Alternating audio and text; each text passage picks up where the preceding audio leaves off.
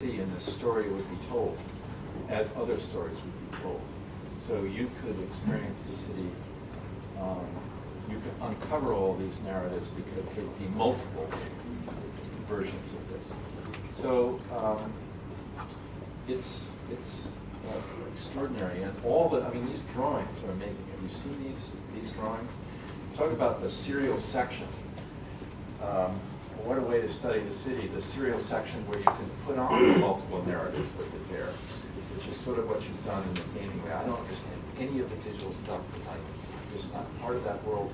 I'm part of this world, though, and of the original Cubism. So thank you. What an amazing thesis. Really spectacular.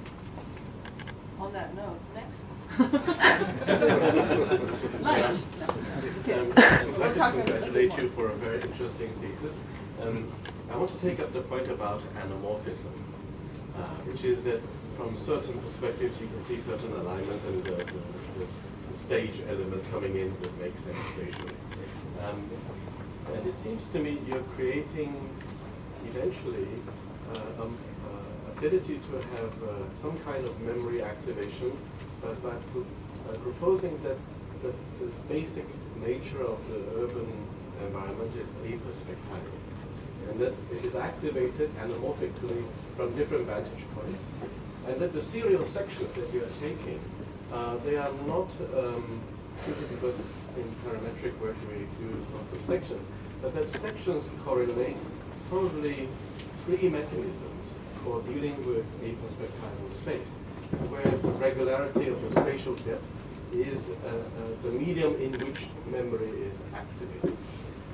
The three parts of the activation in sections would be where the edges in space that in metrical space are at a certain distance can anamorphically be brought together so that spatial depth is collapsed. Yeah, collapsed.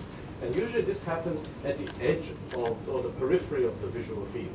So that in the foreground, when you see the ground surface, perspectival depth is more or less regular, but at the periphery of the visual field it is collapsed. And when you walk over there, that previously collapsed space would have expanded and you can have something in this way.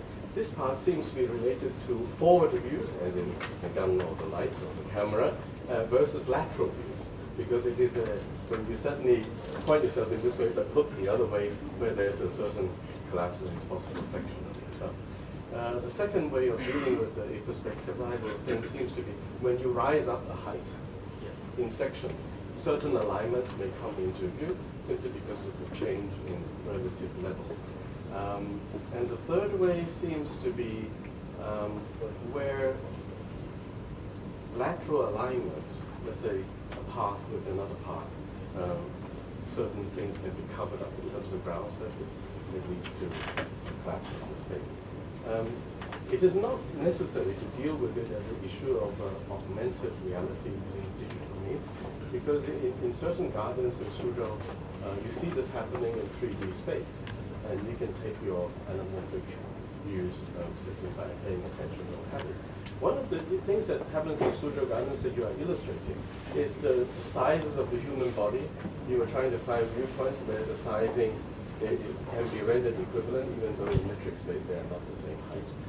The same thing can happen in Suzhou Gardens, where you imagine a certain distance, but when somebody is walking through in the middle ground, let's say, it suddenly causes a different reading of the scale of the space.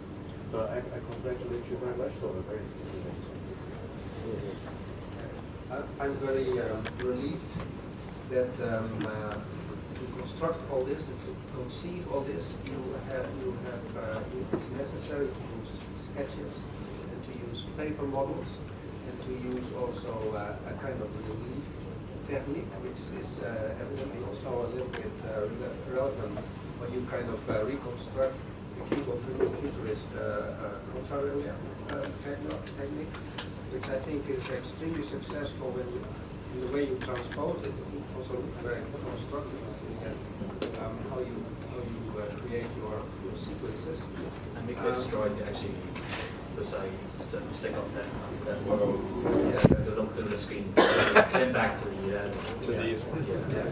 So that I really am very relieved because this is kind of the exact what I meant before, the relationship between virtual and tangible, that we cannot work without, I believe. And but I have a question. You said somewhere, I understand your boundaries, right, at these viewpoints. I also understand your tilted hotels and your perspectives. But you said somewhere you designed a new pavilion with mirrors. I didn't understand it. What is your, does that mean that you have a projective design intervention in addition to the overlap of historical on-site assets? What's that? loading level. Where they filter down. Yeah, it's filtered down because you start from a place which is covered by a mirror and you see nothing but your own images. Then when you walk in, you start the place starts to rotate and you start to discover the city in such a way. That's So they're inclined and you're seeing the sky. yeah. You start from here, which you see nothing. I mean, you just see the current, and then you're supposed to walk up. I had the same thought. At this point, the project became more specifically Yeah, projected yeah. and less. Yeah. But what I like is it allows you to layer all this in your imagination, and he's kind of repeating how we experience the city in many ways, and kind of unfurling it. in front But of you're us. seeing, I mean, you were, not to paraphrase, but you're, more question, you're seeing that it has a strong connection back to the real. Oh, yeah. Because it's so explicitly concerned with that zone between the street and the facade. Yeah, and it's bringing back what was real 30, 40 years ago to, and projecting it onto the present so that suddenly the present has way more depth, in conceptual depth. No, I think it's an amazing project. It's I mean, we're heading towards this work. We're heading towards this lunch break, and I'm not going to use this. And, you know, for a moment, not to conflate your project with the others, but despite being critical myself in various ways, like I guess we're supposed to be as guests, it is the thickness and the depth of all the work is really impressive. I mean, it's that it sustains this level of inquiry and all that is wonderful. And it's unique to architecture schools, this kind of ability to start with nothing and to get somewhere. But to be more specific about your project, it's you know.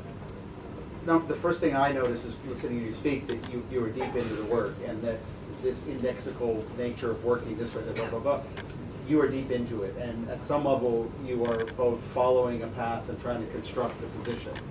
And that's the nature of thesis in general, but I think what's interesting to me is the degree to which you are in this.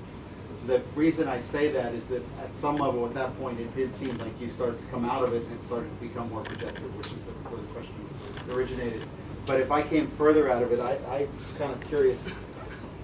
You know, I don't want to sound negative per se, but you know, I'm thinking of Bernard Shimney's Manhattan transcripts. So I'm thinking of Shimney's reliance on questions of cinema. I'm thinking of so much theorization of cinema, but a particular version of it, Deleuze, questions of the time image, duration, but so much work that tried to both take part in the temporal aspect of cinema, frame to frame to frame to frame, and the limits of that, and then the degree to which somebody, in some sense, if you look at the art historian at Columbia, Jonathan Curry, that we have 200 years of being subjugated to those kind of pictorial techniques, that the narrowness of that inhibits the capacity of humans to see anything wider. Curry describes camera obscura as kind of the technique that has so fully described experience today. But I say all that because, and if it's even logical, that at some point it would break, and your subject would be delivered to a space that is overcoming all of these techniques. In a way, I don't expect it now, but I felt like that moment was where you were starting some deliverance from anamorphic projection, some deliverance from cubism. I wrote a little article years ago called The Swimmer, and it was a silly little short article at some level, but I was first trying to describe it when a swimmer gets out of the pool. If you don't use the ladder, they jump up out of the pool. This was the image, that the water comes off you in sheets. And you go from being in the kind of the cubist frame of the water where there's the water is viscous, it's held by the basin of the pool, the frame. And when you come out of that frame, you shiver for a moment. You're in this new space that isn't framed, and the water has to leave your body, and you now become a kind of subject of the atmosphere. But I say that not because of my own story, but to describe this kind of moment when you're in the viscosity of history and the framing techniques versus arriving at this place where it all comes apart. You know Mabel Wilson? She teaches at Columbia, but she wrote an article years ago about the motel where Martin Luther King was assassinated, and the degree to which a temporal place like a motel ends up becoming a monument. You know, in a way, the anti-monument, the place where you only stay one night, becomes the place where a huge piece of history has to be remembered. And you know, she'll say she never would have analyzed it that way had she not been a subject.